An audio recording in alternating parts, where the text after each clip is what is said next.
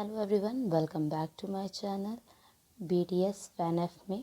ये एक BL story है। अगर आपको BL स्टोरी पसंद नहीं है तो प्लीज़ इसे स्किप करें। चलिए स्टोरी स्टार्ट करते हैं जेहोब के सीनियर से। जेहोब के जाने के बाद जेहोब के सीनियर अपनी कुर्सी पर बैठकर उन पेपर्स को देखने लगते हैं। तभी उनके फ़ोन में एक मैसेज आता है। उस मैसेज को पढ़ने के बाद वो अपना सर पकड़ कर बैठ जाते हैं। तभी थोड़ी देर बाद उनके ऑफिस में जैक वोंग आता है और कहता है, हेलो सर, क्या आपने अभी तक पेपर साइन करके जेहोब तक नहीं पहुंचाए? ये सुनकर जेहोब के सर सामने की तरफ देखते हैं और जैक वोंग को वहाँ देखकर अपनी सीट पर से उठकर खड़े होते हैं और कहते हैं, हेलो मिस्टर जैक, कैसे हैं आप? तो जैक कहता है, मैं ठीक हूँ। क्या आपने मेरी बात सुनी नहीं? मैंने कहा अभी तक आपने पेपर साइन करके क्यों नहीं भेजे? सीनियर कहते हैं, देखिए सर, मैं जानता हूँ कि आप कुछ तो कर रहे हैं जो आप बताना नहीं चाहते हमें। ये सुनकर जैक वोंग गुस्सा हो जाता है और कहता है, ये आपका काम नहीं है। समझ में आई बात? आपका काम है आपको परमिशन पेपर देना, ठीक है? ये मिशन किसी भी हाल में पूरा होना चाहिए। समझ में आई आपको? मुझे नहीं पसंद कि इस काम में कोई देरी करे।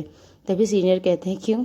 आपको इस काम से क्या लेना इतना कि आपको इतना फ़र्क पड़ता है? इससे पहले तो किसी भी उसमें आपने इतना दिलचस्पी नहीं दिखाई मिशन में। तभी जैक वोंग गुस्से में कहता है, देखिए, आप मुझसे सीनियर हैं, पोस्ट में भी और उम्र में भी, तो मैं आपकी रिस्पेक्ट कर रहा हूँ। इस वजह से कह रहा हूँ कि सिर्फ आप साइन कीजिए, वरना। तभी सीनियर कहते हैं, वरना क्या? आप मुझे यहाँ से निकाल देंगे? तभी जैक वोंग मुस्कुराता है और कहता है, नहीं, आप पर प्रेशर डालूंगा। समझ में आई आपको? ये सुनकर जेहोब के सीनियर कहते हैं, मिस्टर जैक वोंग, चाहे जो भी कर लो, मैं अभी इसके लिए परमिशन नहीं दूंगा तब तक जब तक आप मुझे ये नहीं बता देते कि आपका असली मकसद क्या है। उस पैलेस के लिए आप इतने परेशान क्यों हैं? जहाँ पे सरकार ने इतने सालों से किसी को जाने नहीं दिया, आप अचानक से वहाँ का परमिशन लेटर लेकर कहाँ से आ गए? क्या चाहते हैं आप? आप कुछ अच्छे तो इरादों से काम कर नहीं रहे होंगे। ये सुनकर जैक वोंग मुस्कुराता है और कहता है, देखिए, मैं फिर कह रहा हूँ, साइन कीजिए। और हाँ, इसमें ज़्यादा उलझने की कोशिश मत कीजिए, क्योंकि आपको अच्छे से मालूम है कि ये मैं अकेला नहीं कर रहा हूँ, इस काम में मैं नहीं हूँ। अगर सरकार है शामिल है तो इसका मतलब इसके पीछे कोई बड़ा ही होगा, ठीक है? और आपको ज़्यादा चिंता करने की ज़रूरत नहीं है और आप चुपचाप साइन कीजिए। ये कहकर जैक वोंग कुर्सी पर बैठकर उनके पेपर्स को सीनियर की तरफ रोल करता है। तभी जैक वोंग के फ़ोन पर एक मैसेज आता है, जिसे देखकर जैक वोंग तुरंत सीट से उठकर कहता है, आप पेपर साइन कर जल्दी साइन कर जेहोब तक पहुंचा दीजिए। मुझे दोबारा आपसे इस विषय पे कोई बात नहीं करनी। ये कहकर जैक वोंग तुरंत ऑफिस से निकल जाता है। जैक वोंग के जाते ही सीनियर उसमें उनके पेपर की तरफ देखते हुए कहता है, मुझे पता है तुम कुछ अच्छे इरादे लेकर ये काम नहीं कर रहे हो और मुझे क्यों लग रहा है कि तुम कुछ बड़ा करने की कोशिश कर रहे हो। ये कहकर जेहोब के सीनियर फिर से फाइल को देखने लगते हैं। तभी जेहोब कॉल करता है और कहता है, सीनियर, अभी तक आपने साइन किया कि नहीं किया? मुझे पेपर्स चाहिए, मुझे जल्दी से अपनी टीम से मिलना है, मुझे उनसे सारी बातें डिस्कस करनी है, वरना फिर से लेट होगा और मुझे ज़्यादा टाइम नहीं है इस साल के एंड में, ईयर्स एंड में मुझे ये काम जल्दी से ख़त्म करना है। जेहोब के सीनियर कहते हैं, ठीक है, मैं भिजवाता हूँ पेपर्स। ये कहकर जेहोब के सीनियर उस पर साइन कर देते हैं और एक लंबी सांस लेकर कहते हैं, पता नहीं मैं अच्छा सही कर रहा हूँ या नहीं कर रहा हूँ, मुझे रोकना चाहिए पर मैं मजबूर हूँ। ये कहकर वो साइन कर देते हैं और तुरंत अपने पियून को बुलाकर वो पेपर्स जेहोब तक भिजवाने को कह देते हैं और तुरंत ही अपने ऑफिस से अपना कोट लेकर निकल जाते हैं। इधर जैक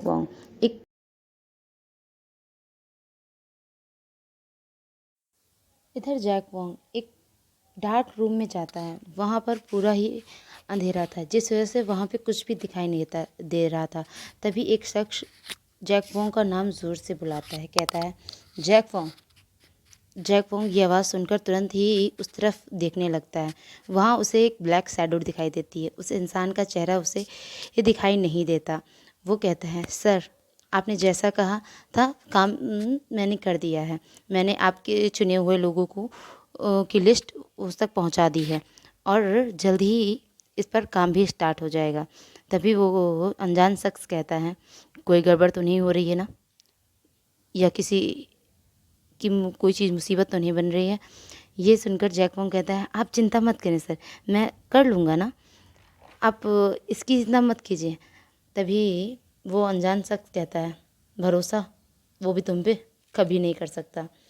जो पैसों के लिए अपने कंपनी तक के इस तरह के काम करता है, मैं उस पर भरोसा नहीं करता। ये सुनकर जैक वोंग कहता है, आपका काम भी मेरे जैसे ही इंसान के जैसे हो रहा है सर। तभी वो अनजान शख्स कहता है, ये बात तो तुमने सही कही, तुम्हारे ऐसे होने की वजह से ही तो आज मुझे तुम्हारी कंपनी का सपोर्ट मिल रहा है। ये सुनकर जैक वोंग मुस्कुराता है और कहता है, यस सर। वैसे सर एक बात पूछना चाहता था। जैक वोंग ये कहकर नीचे देखने लगता है। ये सुनकर वो अनजान शख्स कहता है, क्या क्या पूछना चाहते हो?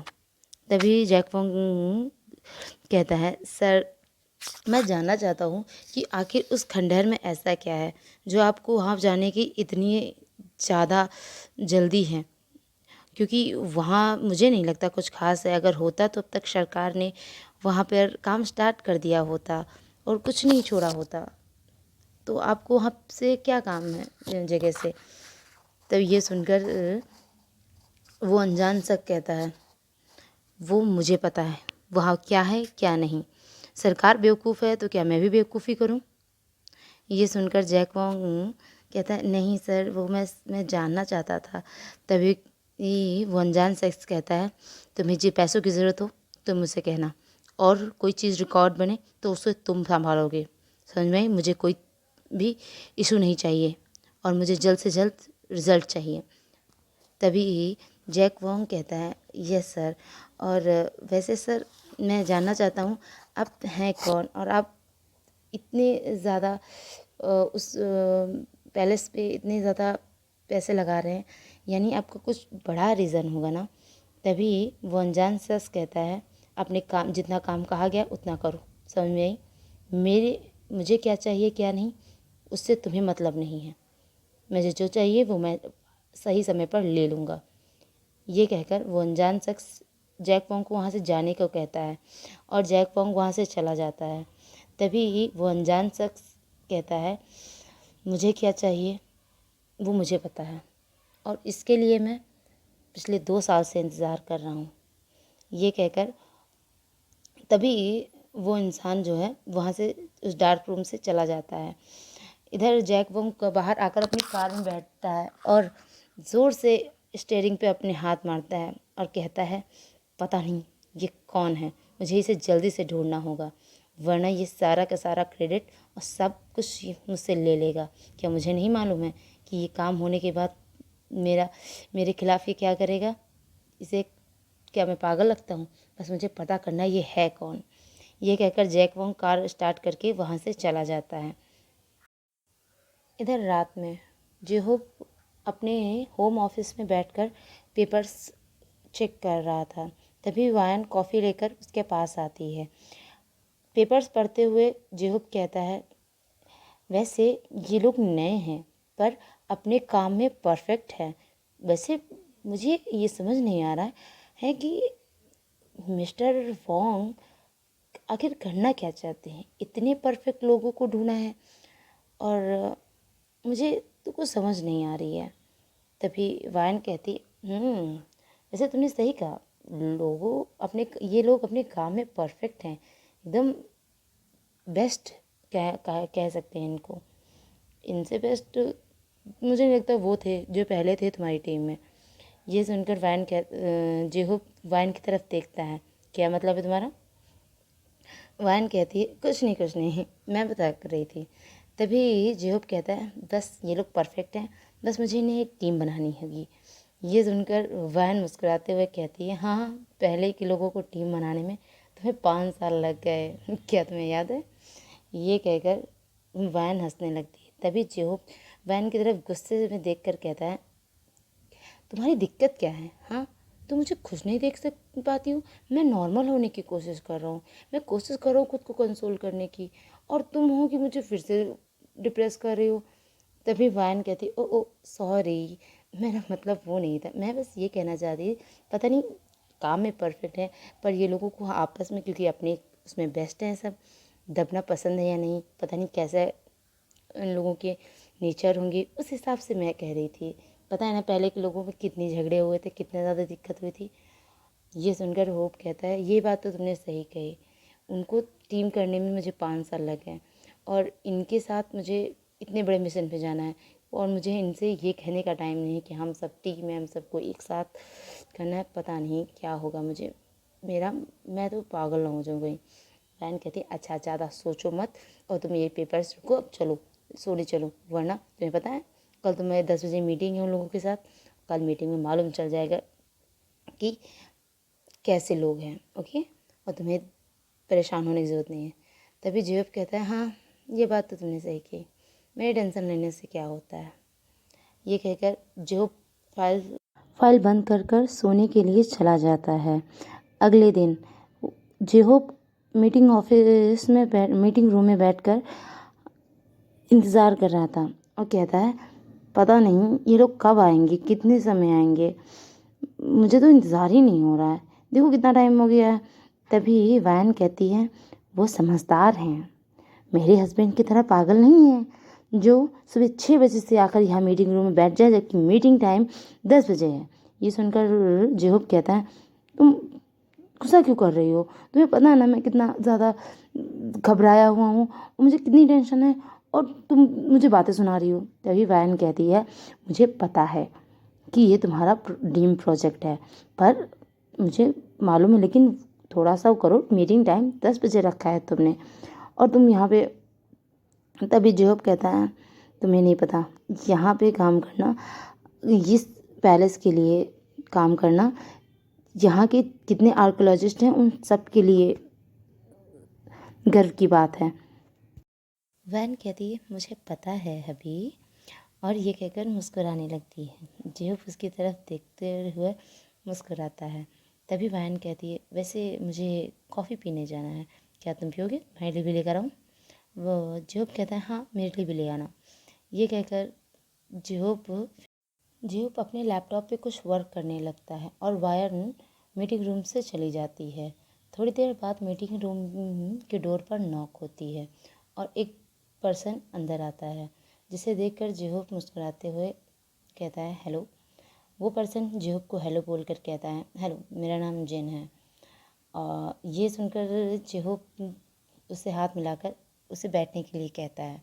जिन बैठ जाता है। तभी जिन अपने पास से कुछ पेपर्स जेहोब की तरफ रोल करता है। जेहोब उन पेपर्स को लेकर पढ़ने लगता है। पेपर रीड करने के बाद जेहोब पेपर साइड करते हुए जिनसे पूछता है, वैसे मीटिंग टाइम 10 बजे था, तुम इतनी जल्दी कैसे आ गए, अभी तो सिर्फ 9 ही बजे हैं। ये सुनकर जिन जेहोब की तरफ देखकर कहता है, वैसे आप भी तो जल्दी आए हैं। ये जवाब सुनकर जेहोब चुप हो जाता है और जिन की तरफ देखने लगता है। तभी जिन जेहोब की तरफ देखकर कहता है, वैसे सर आपका नाम क्या है, मैं जान सकता हूँ। तभी जेहोब मुस्कुराते हुए कहता है, मेरा नाम जेहोब है, और हाँ मुझे ना सर मत कहो, जेहोब ही कहना, हम लोग सेम एज के हैं। ये सुनकर जिन कहता है, ओके जेहोब, वैसे मुझे थोड़ा सा काम है, क्या मैं कर सकता हूँ, वैसे भी मीटिंग स्टार्ट नहीं हो रही है। ये सुनकर जेहोब हैरानी से जिन की तरफ देख के वो कहते हैं, हाँ ज़रूर कर लो, अभी वैसे भी मीटिंग स्टार्ट नहीं हो रही है। तभी जिन चुपचाप फिर से अपने लैपटॉप पे वर्क करने लगता है और जेहोब जिन की तरफ देखकर सोचता है, अगर बाकी के मेंबर इसके जैसे हुए तो मैं तो गया। ये सोचते हुए जेहू फिर से जिन के पेपर्स रीड करने लगता है और रीड करते हुए जिनसे कहता है, वैसे तो अपने काम में बहुत परफेक्ट हो। ये सुनकर जेहू की तरफ जिन देखता है और कहता है, मैं अपने काम में परफेक्ट हूँ, इसी वजह से इस मीटिंग रूम में बैठा हूँ। ये जवाब सुनकर जेहू फिर से पेपर रीड करते हुए रुक जाता है और जिन की तरफ देखता है, और जिन अपना काम कर ही रहा था। फिर जेहोब कहता है, वैसे तुमने 2 साल का ब्रेक क्यों लिया? जिन जेहोब की तरफ देखकर कुछ आंसर करने ही वाला था, तभी रूम में वायन आ जाती है। वायन जिन को देखकर हेलो बोलती है और कहती है, ओ मुझे नहीं मालूम था कि यहाँ तुम भी मिलोगे, वरना मैं एक और कॉफ़ी लेकर आते हैं। तभी जिन कहता है, डोंट वरी, मैं कॉफ़ी नहीं पीता। ये कहकर जिन फिर से अपने लैपटॉप पे वर्क करने लगता है और वायन जिन को देखती रहती है। उसके बाद अपनी ही जगह पे बैठकर जेहोब को कॉफ़ी देते हुए इशारों में जिन के बारे में पूछती है। आज की स्टोरी यहीं तक। Thank you for watching. Bye.